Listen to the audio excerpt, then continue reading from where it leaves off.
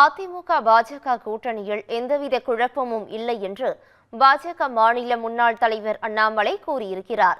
நாமக்கலில் செய்தியாளர்களிடம் பேசிய அவர், அமித்ஷா, எடப்பாடி பழனிசாமி ஆகியோர் எடுக்கும் முடிவே இறுதியானது என்றும் 2026 சட்டப்பேரவை தேர்தலில் அதிமுக பாஜக கூட்டணி ஆட்சிக்கு வரும் என்றும் தெரிவித்தார்.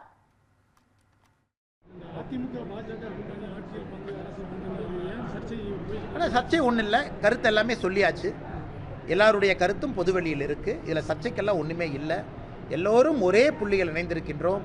திராவிட முன்னேற்ற கழகத்தை வீழ்த்த வேண்டும் என்கின்ற ஒரே புள்ளிகளை இணைந்திருக்கின்றோம்.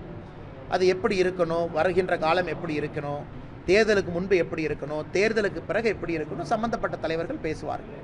நான் 2 தினம் முன்பு பேசியது நம்முடைய கட்சியினுடைய தலைவர் என்ன பேசியிருக்கிறாங்க அப்படிங்கிறது தான். இதில் சர்ச்சையோ சண்டையோ இல்லை எந்த குழப்பமோ இல்லை. எங்களை பொறுத்தவரை திமுக அகற்றப்பட வேண்டும் என்கின்ற விஷயத்தில் ஒன்றாக நிற்கும் பொழுது குழப்பம் எங்கிருந்து வருங்கண்ணா? பேசும்போது கூட பாஜக ஆட்சிக்கு வரும் அப்படிங்கிற மாதிரி ஆமாங்கண்ணா, எல்லாருமே கட்சி நடத்துறது அந்த கட்சி ஆட்சிக்கு வரும் தானே, அதான உண்மை. எல்லாருமே அதுக்கு தான் இருக்கும். ஆனால் இன்னைக்கு 2026 நாம் அறிவித்திருக்கின்றோம். 2026 யார் தலைமையிலான கூட்டணி, யார் கூட்டணியினுடைய முதலமைச்சர் வேட்பாளர் எல்லாமே அறிவிச்சிருக்கிறோம். அது 2026க்கு மிகச் சிறப்பாக பொருந்தும். அதை 2 கட்சிகளும் ஒன்றாக இணைந்து நம்முடைய உள்துறை அமைச்சர் அமித்ஷா அவர்கள், எதிர்க்கட்சி தலைவராக இருக்கக்கூடிய எடப்பாடி பழனிசாமி அவர்கள் எல்லாரும் ஒன்றாக இணைஞ்சு அறிவிச்சிருக்கிறாங்க.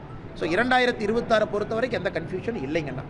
அதே நேரத்தில் திமுகவை அகற்ற வேண்டும் என்கின்ற ஒரு ஒற்றை இலக்கில் இருக்கும் பொழுது குழப்பமும் இருப்பதாக நான் பார்க்கிறேன். இதில் குறிப்பாக இன்னொரு பக்கம் பார்த்தீங்கன்னா, காங்கிரஸ் கட்சி கருவீரர் காமராஜர் ஐயாவை கேவலப்படுத்திய பிறகு இருக்கலாமா போகலாமான்னு அவங்க ஒட்டிகிட்டு இருக்கிறாங்க. திருமாவளவன் நடத்தக்கூடிய அரசியல் கட்சி மாநாட்டுக்கு அவருக்கே அனுமதி இல்லை. இது கொடுமை.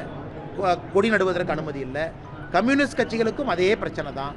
அவர்களும் இன்னைக்கு அரசு கிரிட்டிசைஸ் பண்ணிக்கிட்டே கூட்டணியில் இருக்கிறாங்க. அது போன்ற குழப்பமெல்லாம் இந்த கூட்டணியில் எங்கேயும் இல்லை இல்லைங்கண்ணா.